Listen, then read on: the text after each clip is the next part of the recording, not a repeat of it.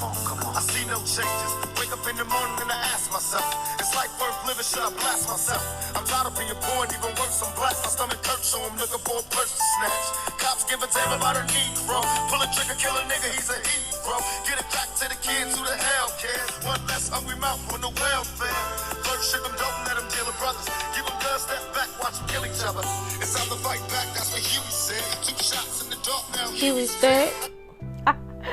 I love me some Tupac. Yeah.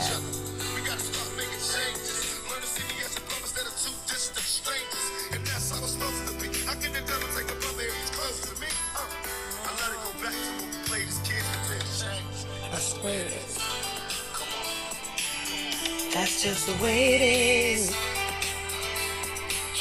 Things will never be the same. That's just the way it is. Oh yeah. And that's just the way it is. You know, I don't know if you know, but I do love Tupac. Like, I listen to him very often. I love his music. I love what he stands for. I remember, I know exactly where I was the day he died. Wow. Crazy. But his music is still timeless, you know? And today what I want to talk about, that's just the way it is. The changes, it resonates with me, like that parts of it. And so we're going to delve into that conversation. But as usual, I wanted to start off with a song that I really like. I don't know if you can tell that I'm extremely tired. I've had quite a stressful week, and I've been pondering a lot. I didn't really prepare for today's podcast because what I want to talk about is something that means a lot to me. And I know that every victim of abuse has been through it. It doesn't get easy to deal with. It's one of the hardest things that you will deal with as a victim of abuse. And I want to talk about nothing other than the smear campaign. It's one of the most available and go-to tools for abusers because they need to portray you in a certain light. So painting you black comes easy. And the kind of person that you are as a victim, not thinking as an abuser, you initially don't understand that it's deliberate. Actually, you know that it's deliberate because most of the things that they're going to say are lies. They will conjecture and adapt and take from things that have happened that are not the reality. They will twist your words, they will gaslight, they will get flying monkeys to support them. And so I just want to say, let's talk. But if this is the first time you're listening to me, my name is Amma Rifa Hache Ajuman, and this is Conversations with Amma. Thank you for dropping by to have a conversation with me. I don't know if you've ever heard about the word smear campaign, but that's what we're going to talk about today. And that's why I started off my podcast today with Changes by Tupac, because that's just the way it is. The smear campaign, that's just the way it is. You know, so it takes forever for a victim to walk out of a domestic abuse situation. Forever for her, forever for anyone that's close to her, and forever for her the most, because she lives with it every single day and she will continue to live with it forever. So understand that immediately you leave, your abuser is not going to allow you to just waltz away, because doing that kind of reveals who they are, because they are trying so hard to paint themselves in a certain light. So you see beneath the charm and everything, because you've gone through the honeymoon phase, you've gone through everything, you've gone through the cycles many times, and you know that underneath that charm is a deadly still mean ass human being who gives a toss about no one else but himself, right? So everyone, your friends, your family, even your children will hear about how crazy you are, what you've done, implied lies and implications that are not true, just so that they portray you in the light of a manipulative and balanced person, So the smear campaign is extremely convincing, and the whole thing is, throughout the relationship, you will have probably kept your mouth shut based on, advice from counseling and church and everything. So when the abuse starts, when you go to marriage, they tell you things like, oh, when you're upset, put water in your mouth. Oh, don't talk to anybody, go on your knees first, do this. So you do all of those things before the desperation pushes you to act.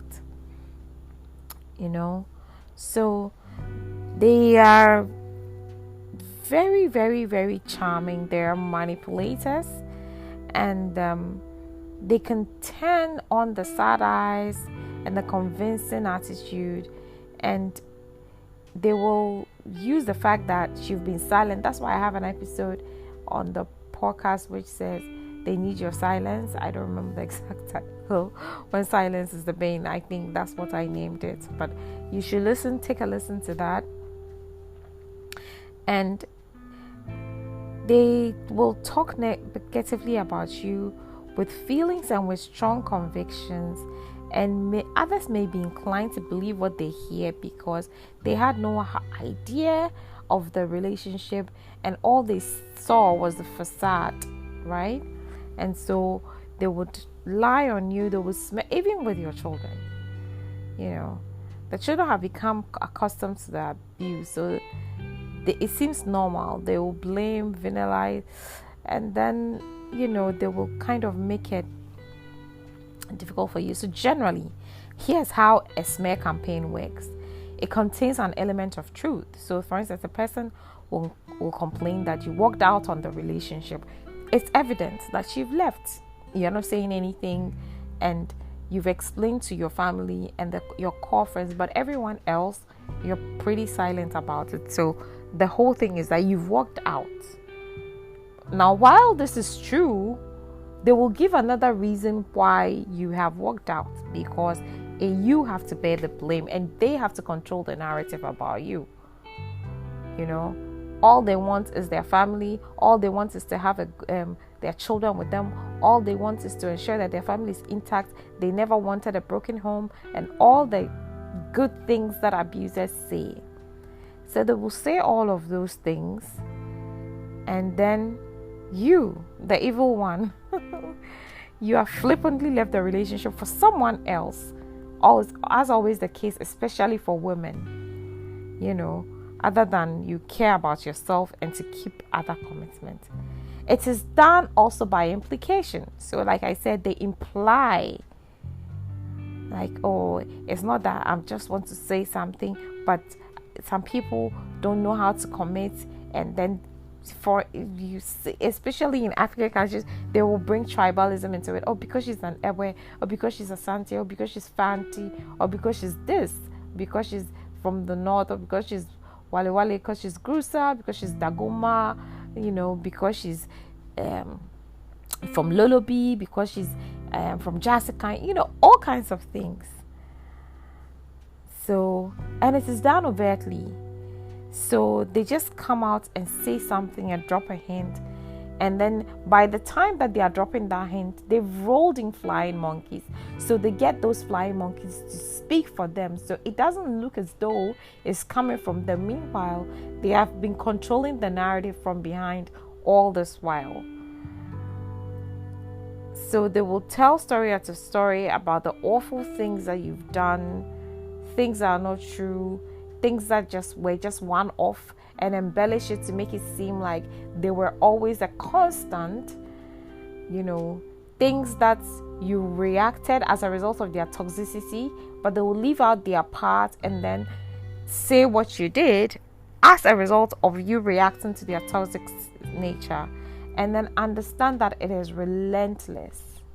1 year after, 2 years after, 3 years after, 4 years after, you keep on hearing things about you that you begin to wonder, like, am I having an out of body experience somewhere else? Because who are they even talking about? Who are they even talking about?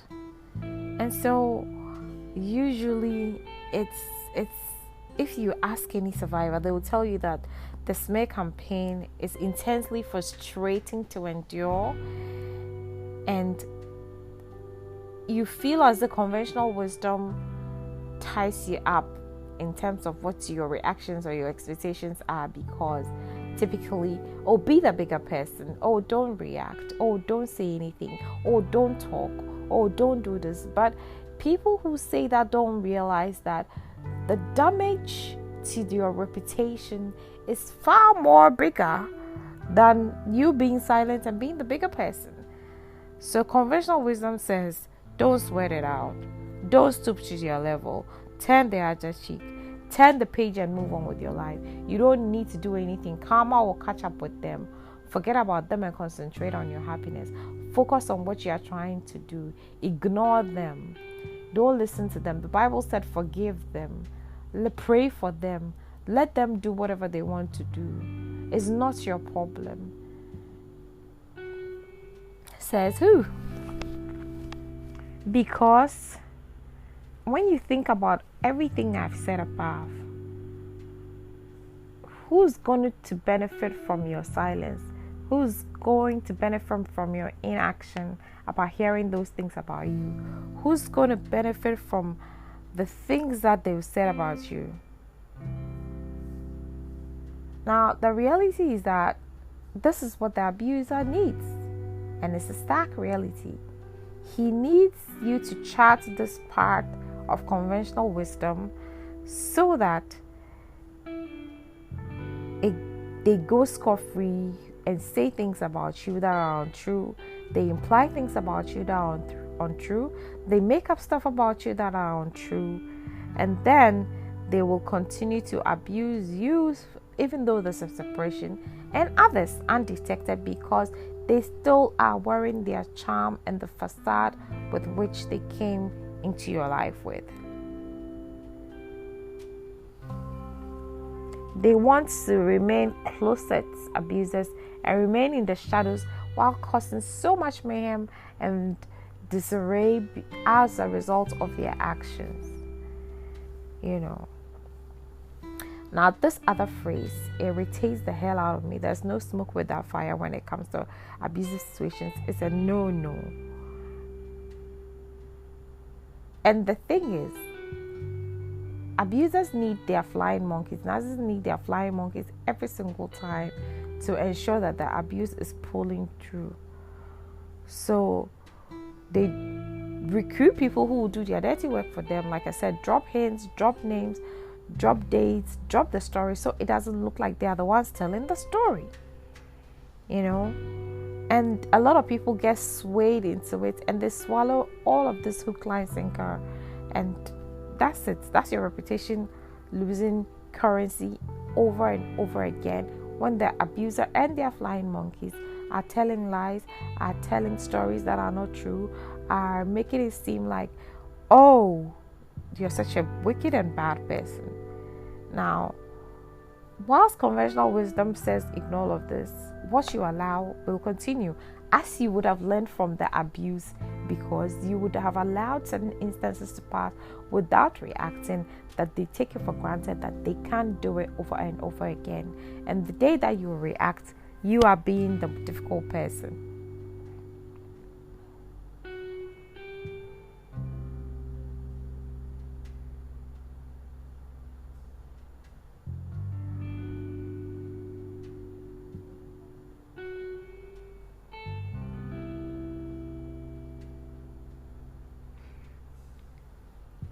So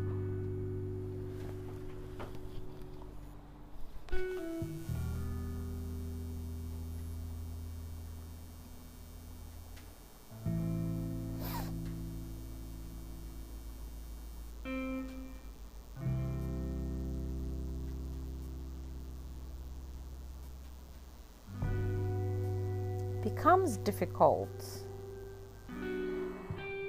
to fight it, because what you allow will continue.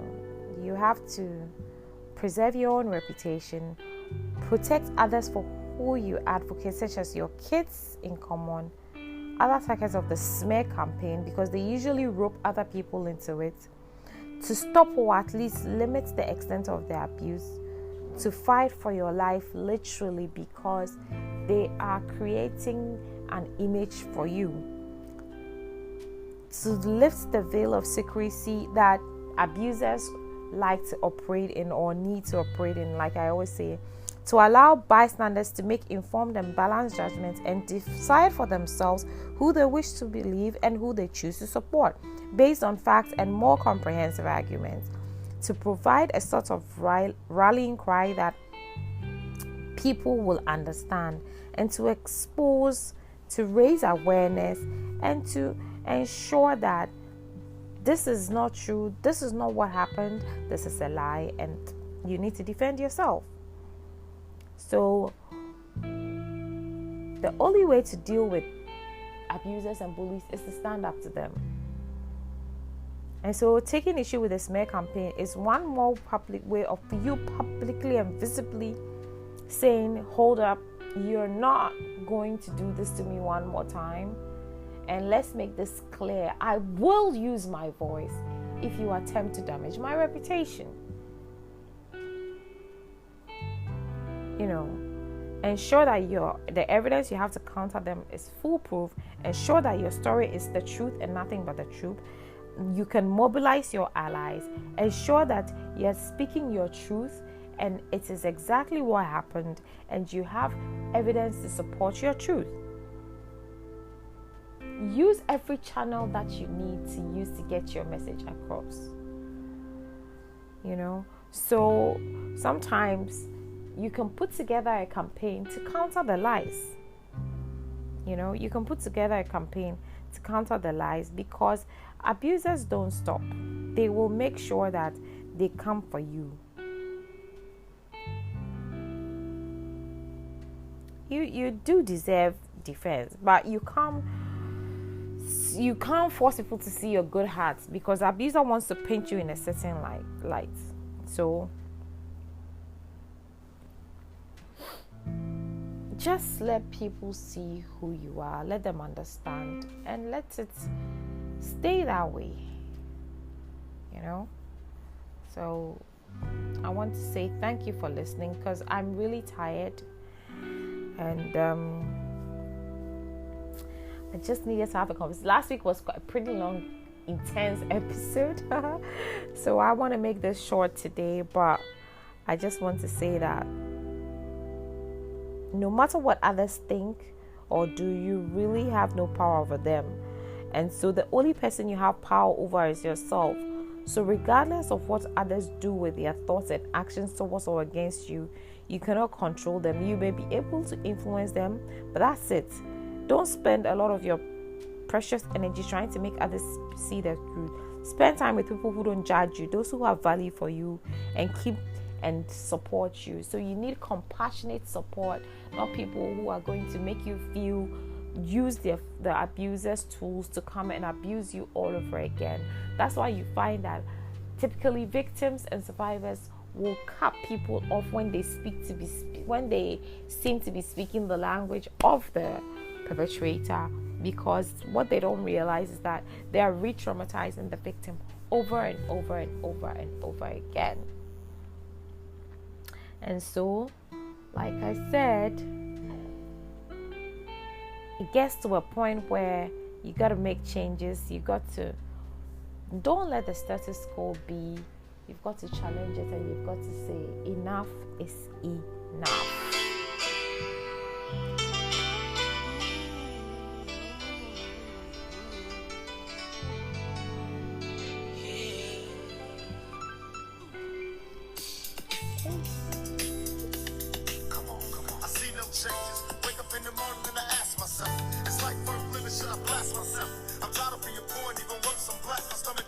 Looking for a person to snatch. Cops give it to everybody need, bro. Pull a trigger, kill a nigga, he's a hero. Get it back hungry mouth with no welfare. First ship them, don't let them kill the brothers. Give them guns, step back, watch them kill each other. It's time to fight back, that's what Huey said. He took shots in the dark, now Huey's there. I got love for my brothers, but we can never go nowhere unless we share with each other. We gotta start making changes. Learn to see me as a brother instead of two distant strangers. And that's how it's supposed to be. I can never take a brother if he's close to me. I let it go back to when we played as kids, but things change. That's the way it is. Like I said, that's the way it is. And it gets to a point where you've got to make changes because the abuser will be relentless with their smear campaign. They need to paint you black. They just need to paint you black. And so the next time someone is telling stories about a survivor of abuse, ask questions, probing questions. Don't just run with the story they're telling you. You will know the truth and you will make changes. Don't let it be the way it is, because we all need those changes. Until next week, stay safe, stay probing, stay giving, stay loving, stay happy. Love you guys, and thank you as always.